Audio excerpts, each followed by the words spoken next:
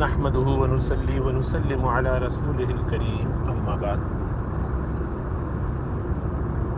جب عورتوں کے لیے زچگی کا وقت آئے، یعنی بچہ جننے کا وقت آئے، ڈیلیوری کا وقت آئے، لیبر پین شروع ہو جائے، تو ظاہری بات ہے اس وقت میں تکلیف شدت کی ہوتی ہے، دوائیں بھی لگتی ہیں، انجیکشنز بھی لگائے جاتے ہیں، اس کے باوجود پین شدید ہوتا ہے۔ تو ایسے درد کے لیے کچھ روحانی علاج بھی بزرگوں نے تجویز کی ہے۔ جس طرح میڈیکل سائنس کچھ دوائیں بتاتی ہے اور ان کے اثرات بھی ہوتے ہیں، اسی طرح کچھ روحانی علاج بھی ہوتا ہے، اس کے بھی اثرات ہوتے ہیں، وہ تجربات کی بنیاد پر ہوتے ہیں۔ الا یہ کہ کسی صحیح حدیث میں رسول اللہ صلی اللہ علیہ وسلم نے بتا دیا تو پھر وہ پروون چیز ہے۔ اس دوران میں کوئی دعا پڑھنا خاص اللہ کے رسول صلی اللہ علیہ وسلم کی کسی صحیح حدیث میں یا بلکہ کسی ضعیف حدیث میں بھی نہیں ہے کہ دوران زچگی فلاں فلاں حدیث میں آیا ہو کہ یہ دعا پڑھ لی جائے یا یہ سورت پڑھ لی جائے۔ لیکن پرانے زمانے میں خاص طور سے جب کہ کوئی دوائیں نہیں ہوتی تھی تو دعاؤں کی طرف بہت اہتمام تھا، کوشش تھی، تیاری کی جاتی تھی، تجربات تھے، اس کا اظہار کرتے تھے لوگ اور اس کے فوائد بھی سمیٹتے تھے۔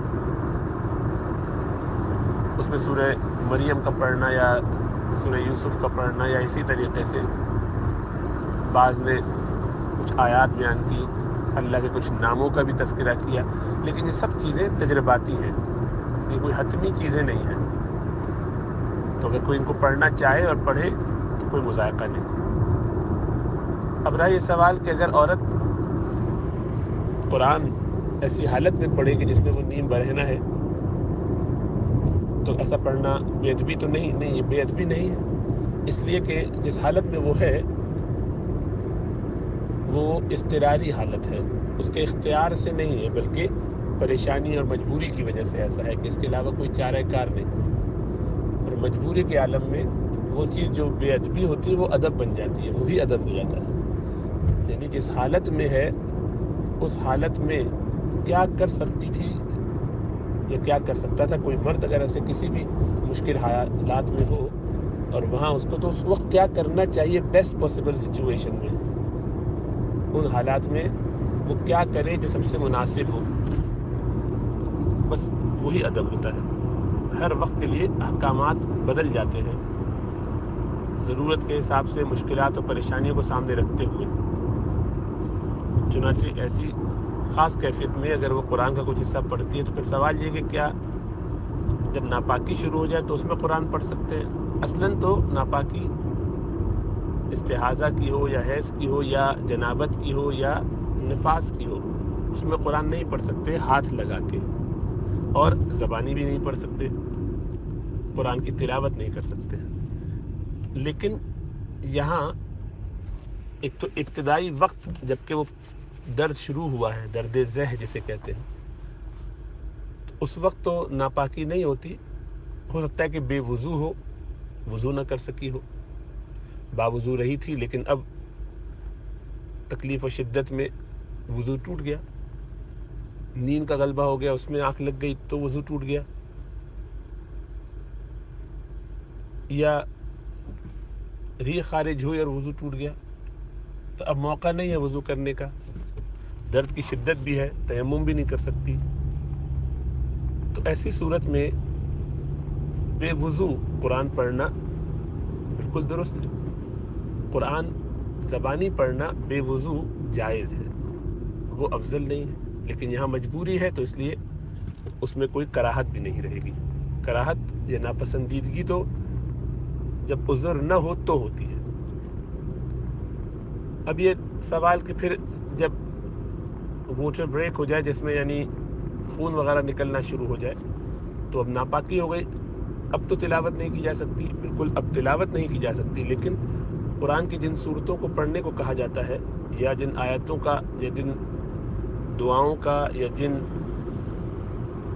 اسماء باری تعالیٰ کا ورد کرنے کو کہا جاتا ہے وہ تلاوت کی نیت سے نہیں ہوتے، اسی لیے دعا کی نیت سے ایسی حالت میں بھی وہ حصہ اگر کسی کو قرآن کا یاد ہو تو وہ پڑھ سکتا ہے، تو اس میں کوئی قباحت نہیں ہے۔ لیکن ظاہر بات تکلیف ہے، اور توجہ اس طرف نہیں جا رہی تو کوئی مذاقہ نہیں بھی پڑھتے تو. لیکن اگر تکلیف میں کچھ بھی نہیں تو یا اللہ، یا کریم، یا کریم، یا کریم، اس طرح کے، یا ودود، یا لطیف، ایسے جو اللہ سبحانہ و تعالیٰ کے نام ہیں، صفاتی نام، ان کا تذکرہ کر کے اللہ کو پکارتی رہے، اللہ کی تسبیح ذکر کرتی رہے، درود پڑھتی رہے، کچھ بھی جو دل چاہے، کوئی پابندی نہیں ہے. یہ سب تو تجرباتی چیز ہے. تو تجربے کی بنیاد پر جیسے بڑی بوڑھیاں بتاتی ہیں گھروں میں ٹوٹکے، اسی طرح یہ دینی تجربات ہیں اور ان سے فائدہ اٹھانا چاہیے جس کا دل چاہے، اور جس کا نہ دل چاہے وہ نہ اٹھائے، کیونکہ یہ کوئی لازمی چیز تو ہے نہیں، بلکہ لازم سمجھیں گے تو غلط ہو جائے گا، تب وہ بدعت بن جائے گی. کیونکہ رسول اللہ صلی اللہ علیہ وسلم نے ایسی کوئی بات جب نہیں بتائی تو پھر وہ چیز اگر اس کو دین کا حصہ سمجھا جائے یا لازمی سمجھا جائے، یہ پڑھنا اس کو ضرور ہی اس کے اثرات ہوں گے، یہ سب سمجھ کے پڑھا جائے تو پھر وہ دین میں اضافہ ہو جائے گا. اس لیے یہ مباحات کے قبیل سے ہے. جیسے کہ جس طرح چلتے پھرتے میں اگر کسی کو لگے اور کوئی کہتے کہ جناب آپ اگر فلاں پتی چبا لے تو اس سے قبض بہتر ہو جائے گا، آپ پپیتا کھائیں اس سے قبض میں فائدہ ہوگا، کیلے اگر کھانے تو اس پہ کچھ چینی لگا کے کھا لیجئے تو قبض کھل جائے گا. یہ مختلف لوگوں کے اپنے ٹوٹکے اور تجربے ہیں، کوئی اس کے پیچھے سائنس ہو یا نہ ہو تو اس میں کوئی قباحت نہیں، دل چاہ رہا ہے تجربہ کرنے کا. لیکن اس کو اگر لازمی سمجھا جائے، جو دینی چیزیں ہوتی ہیں اس کو، کہ اس کے بغیر اب یہ معاملہ درست نہیں ہوگا، یہ سنت سمجھ لی جائے یا دین کا حصہ سمجھ لیا جائے تو تب وہ بدعت بن جائے گی، کیونکہ اس کے لیے آپ کو قرآن، سنت، اجماع یا قیاس سے دلیل چاہیے. ان چاروں میں سے کوئی بھی وہ ہو جس سے آپ اس کو دین کا حصہ ہونا ثابت کر سکیں، اور جو ظاہری بات ہے یہاں نہیں کیا جا سکتا. بس یہ مباحات کے قبیل سے ہے، اس طور پر تو اس پر ثواب بھی ہوگا کہ مباح ہے، اس میں کوئی قباحت نہیں، لیکن اس کو سنت سمجھا جائے گا تو یہ بدعت بن جائے گی. اللہ سبحانہ و تعالیٰ اپنا فضل و کرم فرمائے، سب کے لیے عافیت کے معاملات رکھے.